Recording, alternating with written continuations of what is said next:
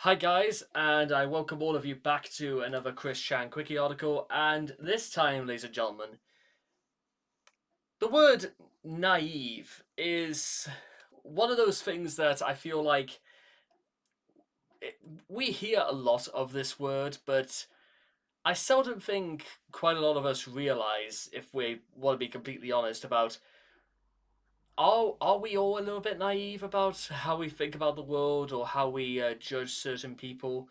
Because I do think that sometimes we tend to give people a little bit too much credit.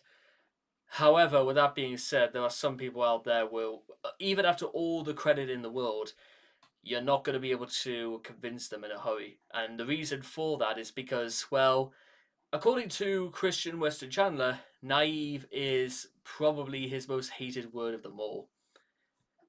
Why? Well, we're about to see why. Oh, by the way, your nasal voice is more grating than the word naive and metal nails on the chalkboard. But naive is even worse than nails.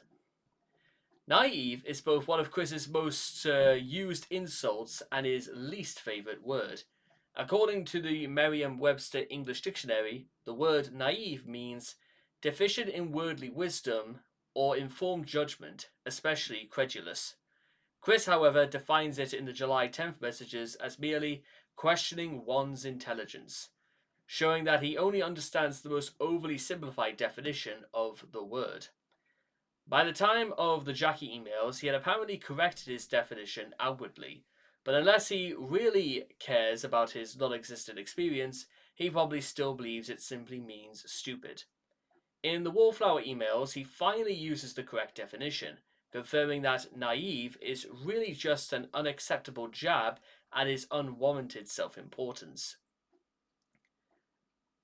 Yeah, I mean, even during the day, I would say Chris really needs to be taken down a peg or two so he could come back to reality a little bit and sort of view his situation, even as far back as 2010, with some level of objection and in some way of actually looking at things in a slightly different way.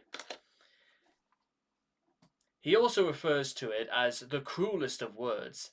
He often pairs it with the R word, slow in the minds, or one of his many other quickism insults. Now, Chris has called others, mostly trolls, naive on many occasions. During the Liquid saga, he remarked that the name Ian Brandon Anderson sounds about as bad as the word naive to me now. However, it has never occurred to Chris that assuming that other people find the word naive as offensive as he does is, well, naive. The origins of Chris's disdain for this word likely come from occasions when it has been used against him in attempts to give him constructive criticism, such as the Vivian G emails. He seems to have twisted its original relatively polite meaning into the worst insult he can muster. When Casey's father, Matthew, called him naive during the father call, Chris became enraged, making a not so subtle threat of physical violence in response. Now, of course, he quickly backed down from this because once Casey had to remind Chris that Matthew Devoy was an ex-marine, yeah, he backed down really quick. The same call showed that Chris has no idea of what the definition of naive is, believing it to mean unintelligent instead of gullible, like most other people. Ironically, back in the comics, he's accurately used it to describe himself as a non condescending way of being naive about dating during young adult years, suggesting that he once understood its definition properly.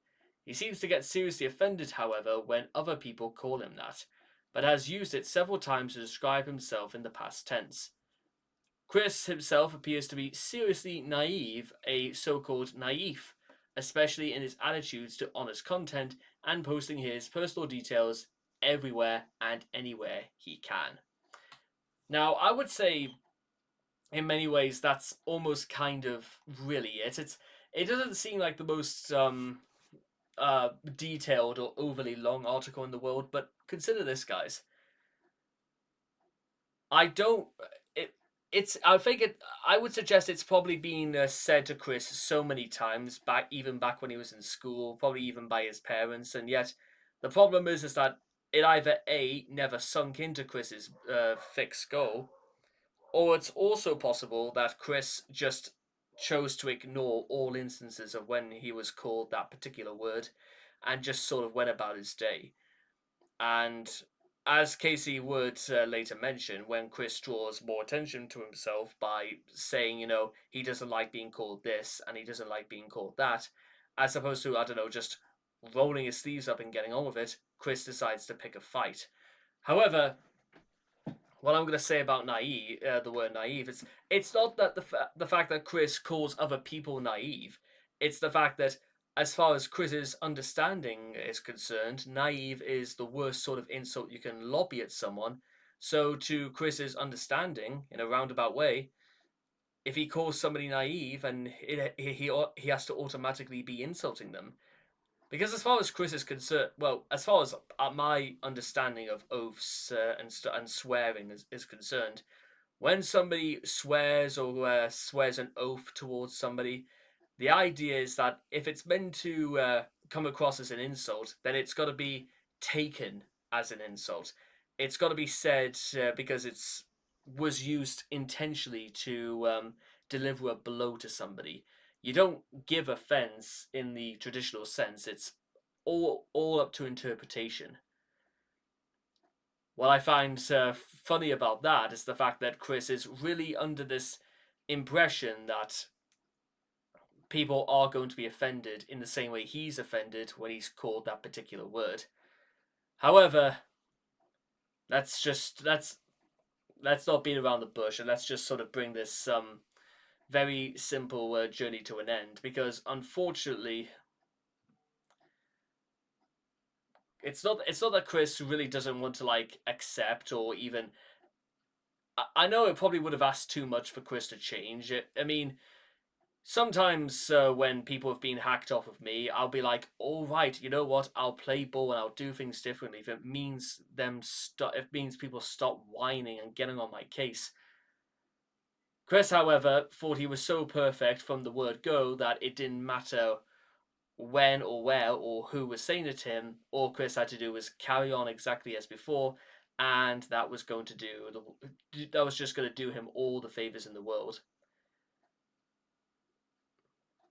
It's sad, really, because unfortunately, Chris absolutely ticks the boxes, and even his mumbo jumbo that he spouts on Blue Sky, or the sort of nonsense he babbled out 6 years ago, it doesn't. It seems irrelevant to say whether or not Chris has moved on from being naive, because unfortunately, nothing he said he's put into any sort of practice, and at no point has it actually made his life better or done anything different, because the beast doesn't change. And when the beast is hungry, it wants feeding. And somehow or other, it will find a way to get fed. And sadly, that's just about that. It's not that Chris is incapable of acquiring otherworldly wisdom. It's just the fact that, again, Chris does nothing practical or useful with it. And then we'll continue to spout nonsense about the dimensional merge, no matter what. But with that being said, what do you guys reckon? Am I a little bit naive for thinking that I'm giving Chris too much credit? Where if he had that level of intelligence and wisdom, he would have just displayed it years ago. But there you are. It's just one of those things. But in the meantime, I will see all of you guys again next time. Thank you.